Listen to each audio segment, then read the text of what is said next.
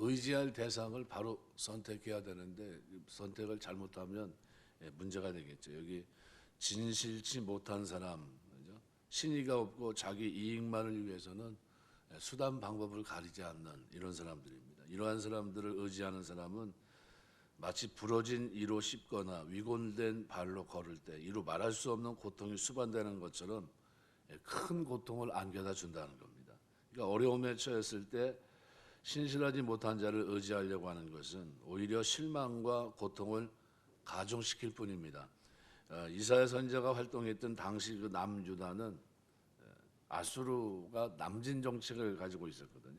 그것 때문에 큰 압박을 받고 있었는데 어떻게 할 건가? 국가적인 대안이 있어야 되는데 그 대안이 뭐였었냐면요.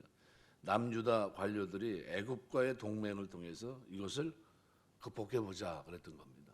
그런데 사실 애굽은 하나님께서 원하지 않는 대상이거든요. 그러니까 결국은 하나님께서 이방 국가, 특별히 애국과의 동맹을 철저히 금하셨는데도 그런데도 그런 방향을 자꾸 취합니다. 그러니까 이사야는 끊임없이 애국과의 동맹의 부당성을 지적하면서 이것은 하나님의 심판을 계속 예고합니다. 이러면 하나님의 심판을 받게 된다. 그런데 중단하지 않습니다. 결국은 아수르 침공을 받아서 큰 위기에 처했지만 그토록 의지하고 동맹을 맺었던 애굽에게 아무런 도움받지 못합니다. 오히려 큰 수치와 핍박을 당하게 됩니다. 더 큰 어려움을 경험한 거죠. 그러니까 잘못된 믿음과 의례는 결국 그 자신을 더 큰 환난 또는 어려움에 처하게 된다는 사실을 우리가 기억하셔야 됩니다. 영화 같은 데도 이렇게 보면 안 좋은 폭력배들 나와서 이게 이렇게 포기각서 쓰게 하고 하는 그런 장면이 나옵니다. 사람들이 왜 그렇게 되냐면 급박한 재정적 위기를 면해보고자 돈이 필요하니까, 급전이 필요하니까, 이것도 정성껏 도와드린다고 하니까 그 문구를 보고 전화를 합니다. 광고에 속아서 불법 사채업자를 찾았다가 이게 오히려 엄청난 이자로 더 큰 빚을 지게 되고 나중에는 그 영화에서 보는 그대로 신체 포기각서까지 씁니다. 그러니까 온갖 욕설, 폭력에 시달리게 되는 경우가 많습니다. 그러니까 이걸 위기에 처했기 때문에 그 어려움을 좀 극복해 보려고 그것을 모면해 보려고 한 건데 위기에 처했을 때 사람, 그것도 신실하지 못한 사람에게 도움을 얻으려고 하는 것은 너무나도 허망하고 어리석은 일이라는 겁니다. 왜? 그 사람 자체가 어때요? 급전을 빌려주는 사람 자체가 신실하지 못한 사람들입니다. 그걸 빌미로 해서 더 큰 어려움을 줍니다. 그래서 우리가 인생길을 가다가 어떤 어려움이나 위기를 만났을 때 우리가 사람을 의지하기보다는 환난 날에 나를 부르라. 내가 너를 건지리니 내가 나를 영화롭게 하리라. 시편 50편 말씀대로 하나님 의지하시기를 주의 이름으로 축원합니다. 자꾸 기도하고 하나님 앞에 매달리고 우리 그리스도는 우리의 뭡니까? 하나님의 비밀 아닙니까? 그 안에 모든 충만한 것이 다 있습니다. 우리 인간이 가지고 있는 지식서부터 해가지고 총망라되어 있는 특별한 모든 것들이 다 담겨 있기 때문에 우리 하나님을 자꾸 찾아야 됩니다. 시편 18편 1절 2절에도 보면 나의 힘이 되신 여호와여 내가 주를 사랑하나이다. 여호와는 나의 피난처여 산성이시여 하면서 노래합니다. 다윗이 의지했던 건 누굽니까? 바로 여호와 하나님만 의지합니다.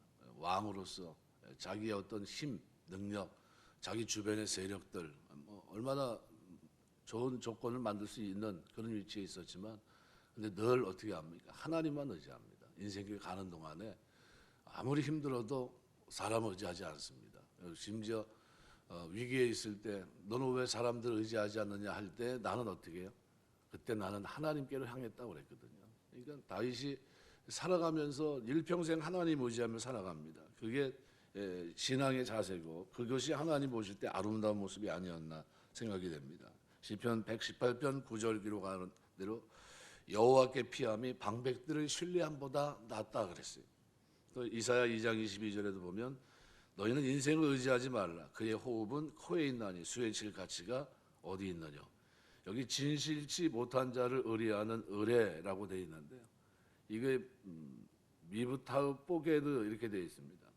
두 가지 단어가 다 성실하지 못한 자 또는 언약을 어기고 배반하는 사람들 이런 의미입니다. 그래서 진실하지 못한 자를 의뢰하는 것은 문제가 됩니다. 그래서 여기 문맥상 진실치 못한 자를 의뢰하는 것으로 우리가 이해할 수 있는데 여기 하반절이 진실치 못한 사람들을 이 사람들은 전혀 필요할 때 도움이 되지 못한다라는 이유를 설명해 줍니다. 그러니까 부러진 이 위골된 발 말도 안 되는 거죠. 이건 가만히 생각 한번 해보십시오. 위골된 발을 가지고 있는 사람은 자기 혼자 걷는 것도 어렵습니다. 근데 그 사람을 의지한다는 건 말이 됩니까? 상식적으로 비정상적입니다. 비정상적. 그러니까 부러진 이를 가지고 있는 사람 지금 아파가지고 이가 아릴 텐데 그거 뭐 밥이나 제대로 먹겠습니까? 아무것도 못합니다. 근데 그걸 의지한다는 게 뭡니까? 미련하다는 거예요. 좀 분간하다는 겁니다. 그래서 한글 개역 성경에서는 하반절에 대한 여기에 해당하는 이 표현이 술보에 해당하는데, 근데 그게 앞전 이게 우리가 말하는 대로 18절 같은 말씀처럼 문장 서두에 나와 있습니다. 뭐냐면 강조하는 거예요. 그러니까 신실하지 못한 자를 의뢰하는 의뢰가 얼마나 허망하고 당혹스러운 결과냐라는 거죠. 그래서 이것을 가져오기 때문에 절대로 어떻게 해요? 진실하지 못한 자를 의뢰하는 이 의뢰는 잘못된 거다라는 거예요. 이거 우리는 오직 어떻게 해요? 나는 하나님만 의지하겠습니다. 하나님 의지하며 살겠습니다. 그래서 의지할 대상에 대한 바른 선택의 중요성을 강조하는 동시에 누군가 어려움에 처했을 경우는 의지할 만한 신실한 사람이 되어야 된다는 그런 의미를 전달해 줍니다. 이거 우리는 누구냐 하는 거죠. 사람들이 봤을 때 믿을 만한 사람이 돼야 됩니다. 믿을 만한 사람, 의지할 만한 사람. 우리가 다른 사람들에게 어떤 위기 속에 부러진 그죠? 위골된 발 같은 사람이 된다면 그들에게 도움이 될 수 없겠죠. 그런데 우리 그리스도인들은 마음이 열려 있고, 그죠? 그리스도 안에서 많은 사람들에게 이렇게 꼭 필요할 때 도움을 줄 수 있는 그런 모습이 돼야 되지 않느냐. 그래서 우리가 하나님 섬기면서 하는 동안 하나님 신뢰하고 또 사람들이 우리를 신뢰할 만한 그런 삶이 되시길 주의 이름으로 축원합니다. 그다음 20절 말씀해 보니까 마음이 상한 자에게 노래하는 것은 추운 날에 옷을 벗음 같고 소다 위에 식초를 부음 같다 그랬습니다. 여기 벗음 같다라는 것은 제거한다는 겁니다. 사역형으로 말하면 제거한다, 빼앗는다. 그러니까 옷을 벗긴 같고가 적절한 해석입니다. 그래서 따뜻하게 옷을 입어야 될 추운 날에 가난한 사람으로부터 겉옷을 벗겨가는 비인간적인 처사를 예를 들고 있습니다.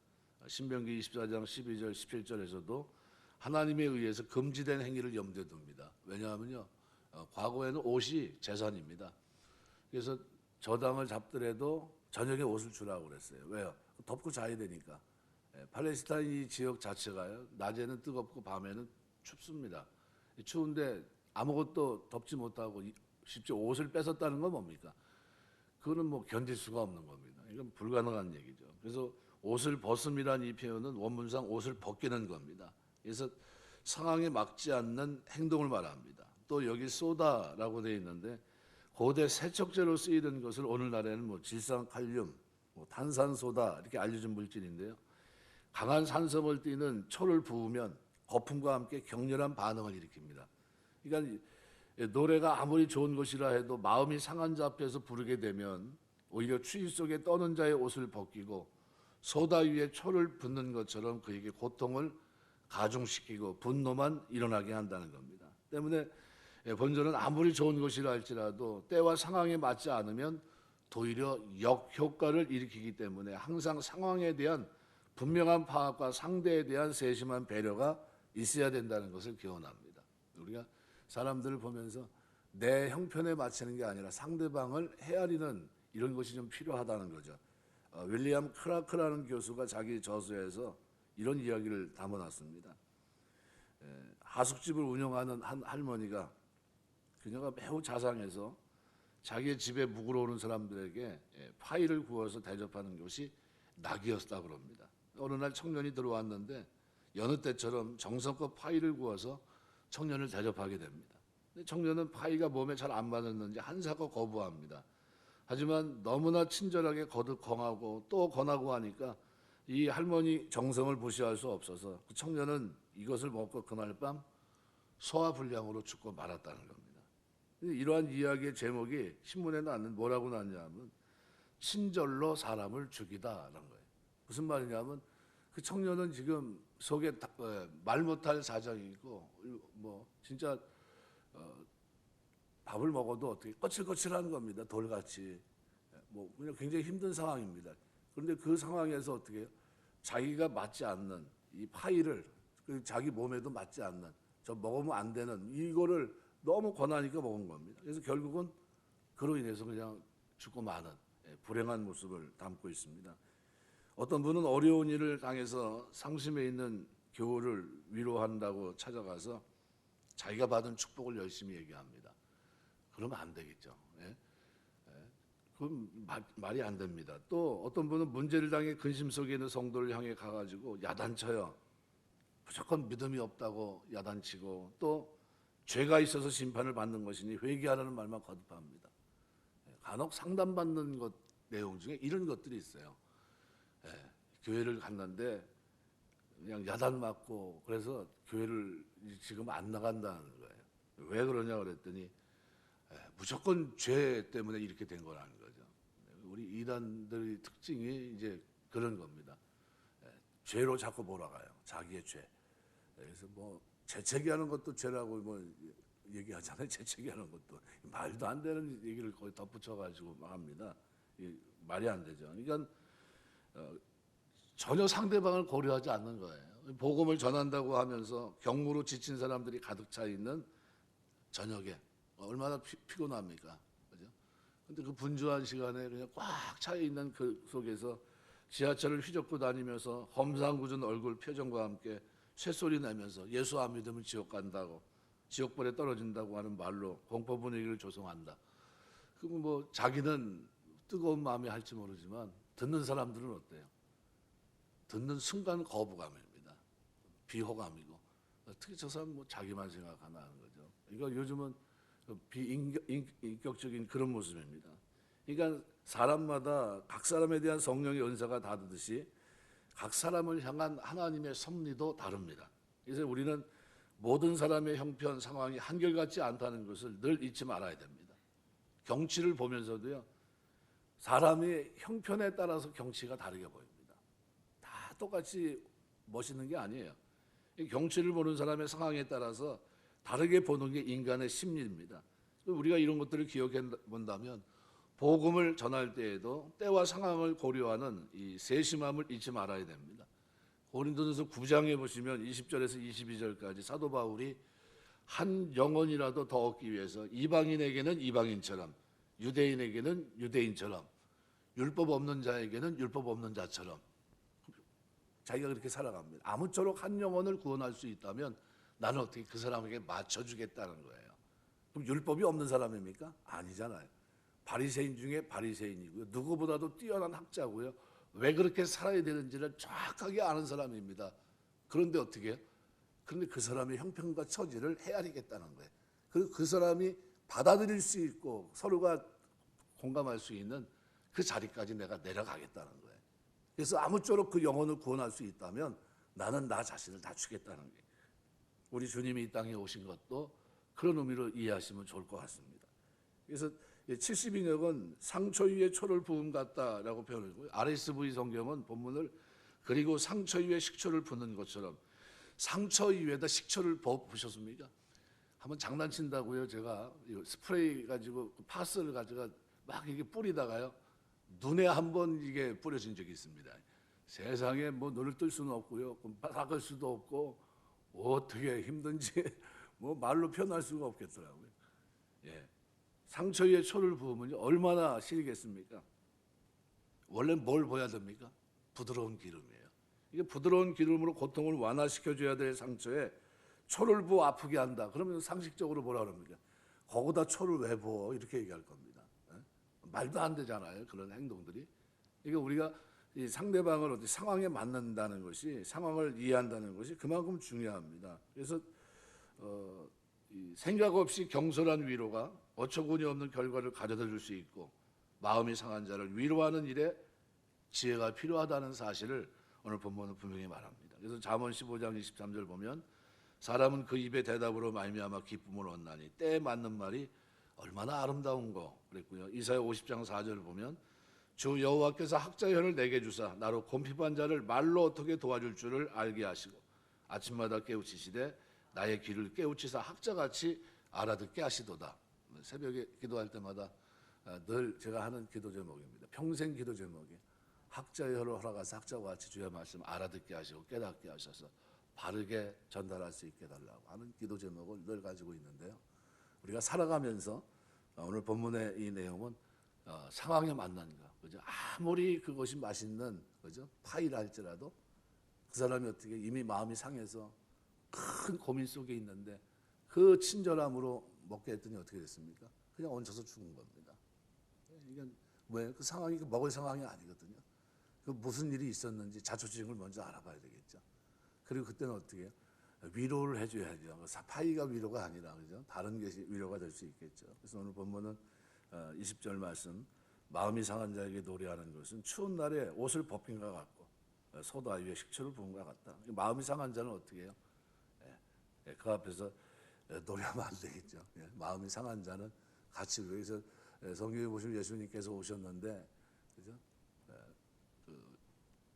피리를 불면 춤을 춰야 되고, 그죠? 피리를 불면 춤을 춰야 되는데 안 춰요. 그럼 어떻게 해요?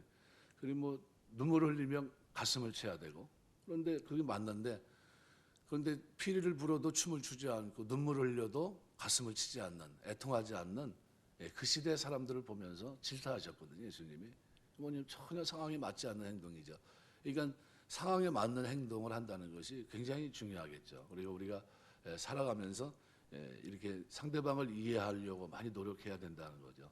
저 사람은 어떤 상황에 있는지, 그리고 그것을 기도해주고 접근 자체가 어떻게 해요? 그냥 호감이 갈 수 있는, 인간적으로 이해가 되는 그런 대화와 접근, 그런 관계, 이런 것들이 필요합니다. 말씀 맺겠습니다. 오늘 본문에 기록한 대로 이 환난 날에 진실하지 못한 자를 의뢰하는 것은 이것은 부질없는 짓입니다. 오히려 내 힘을 더 빼게 하고 나를 더 절망의 자리로 떨어뜨리게 합니다. 우리 예수 믿는 사람들은 오직 그리스도만을 의지합니다. 그리고 그리스도를 의지하는 것 이상으로 사람들에게 신뢰할 만한 사람이 될 수 있도록 우리가 최선을 다해 살아가야 됩니다. 또 하나는 오늘 본문에 기록한 대로 마음이 상한 자를 우리가 배려할 수 있어야 됩니다. 그 사람의 상황에 맞는 도움이 우리에게 있어야 되지 않겠느냐. 무조건 내가 정한 룰 속에서 도와주고 이게 아니라 나는 이렇게 하지만 그러나 저 사람의 상황이 저러니까 거기에 맞추는 이런 모습이 오늘 사도 바울이 살아갔던 삶의 모습입니다. 뛰어나지만 누구보다도 더 학자의 면모를 갖춘 완벽한 사람이지만, 그렇지만 율법 없는 자를 만나면 율법 없는 자처럼 되어서 그들과 대화하고 식사하고 교제하면서 그들 영혼을 구원해내기 위해 힘썼던 이 바울의 모습이 우리가 살아가는 동안 사람과의 관계 속에서 나타나야 될 줄 믿습니다. 그런 아름다움이 저와 여러분의 신앙생활 속에 늘 있게 되시기를 주의 이름으로 축원합니다. 기도하겠습니다.